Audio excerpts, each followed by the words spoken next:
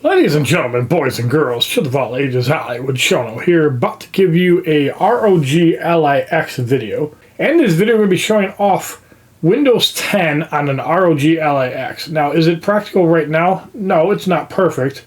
There is still some stuff to work out. But I want to show you guys what it looks like. And just so you guys can see right here,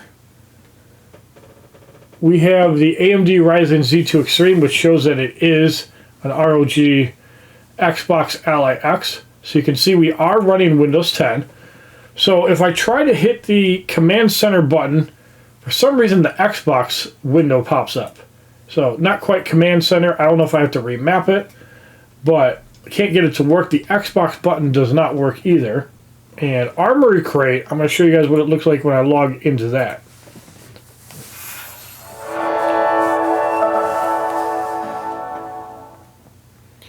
Alright, so if we go into the Update Center, you can see we are on version 2.1.1.0.0, and we should have no updates available.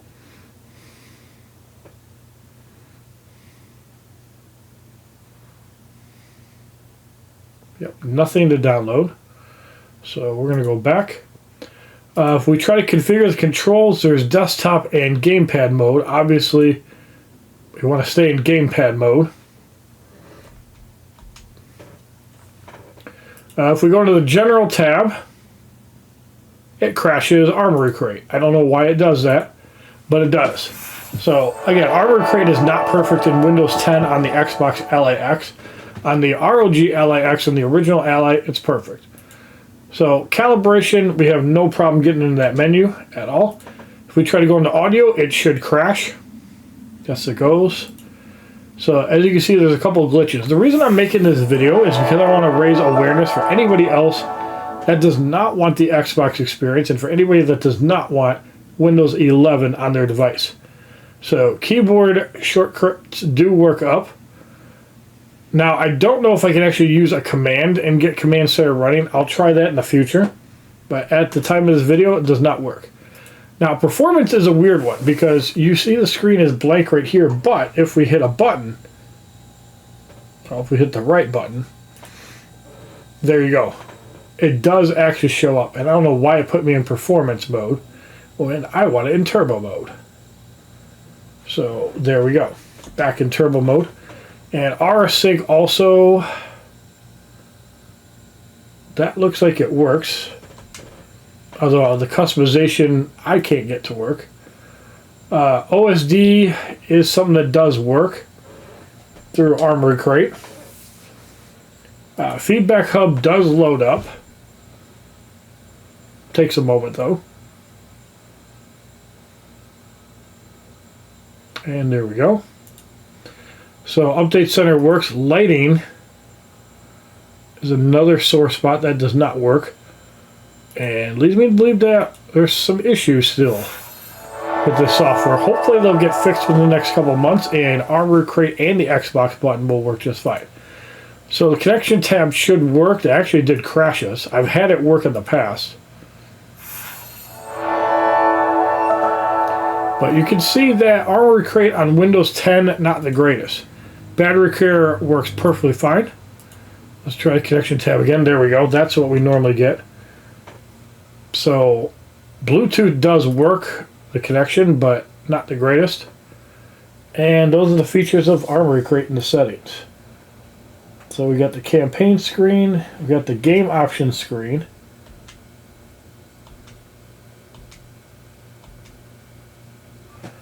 And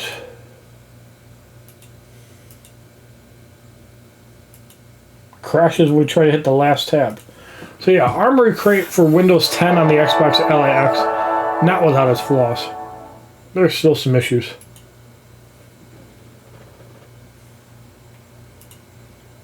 A lot of Armory Crate does work, but about 25% of it is messed up, and that's obviously going to happen with a new device. It's not going to be perfect. And nothing there.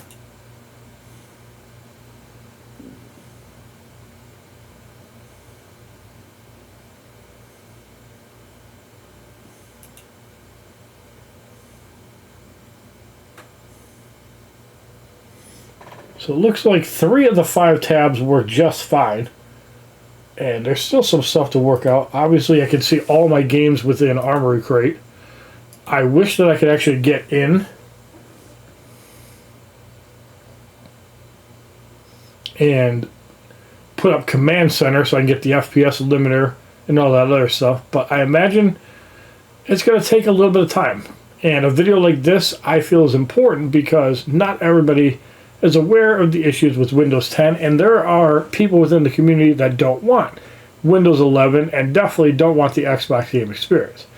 I feel that the tools in Windows 10 are sufficient enough, like, for example, Armory Crate and Steam Deck, Steam OS. With those 2 functions, why do we need another overlay on top of bloat in Windows 11? I know it says it uses 2 gigabytes less resources, but guess what? Windows 10 is even more efficient. And there's no difference in performance between Windows 10 and 11. I will be doing some gameplay testing over the next couple weeks. I am going to need a little bit of time because I'm still setting up my ROG Xbox Ally X. But as soon as I get some time, I'll make sure I get some content out for you guys. Let me know down in the comments if there's a specific game you want me to test, and I will do that.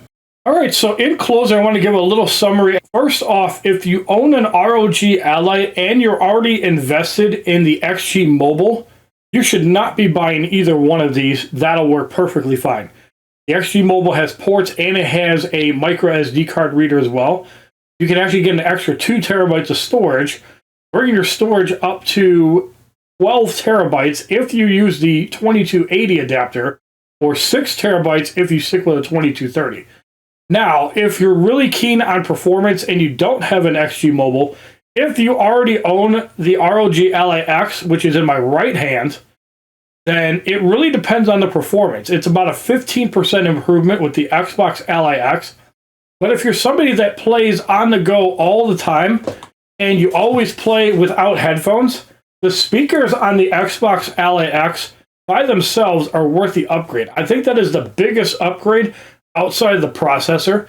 So if you're looking for crystal clear audio, think of it like a MacBook versus the older Samsung Galaxy Book.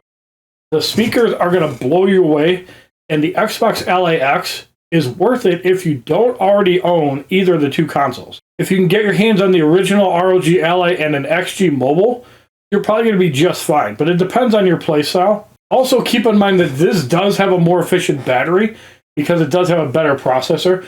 I will be doing some more testing versus these 2 handhelds. And I also have the original ROG Ally as well as the 4090 XG Mobile.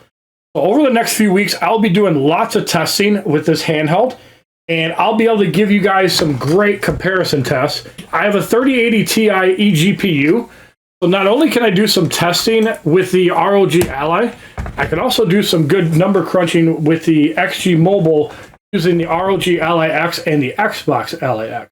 Look forward to doing these comparison testings. Give me a couple weeks because I'm going to be transitioning to afternoons. Thank you for watching. Have a wonderful day, kids.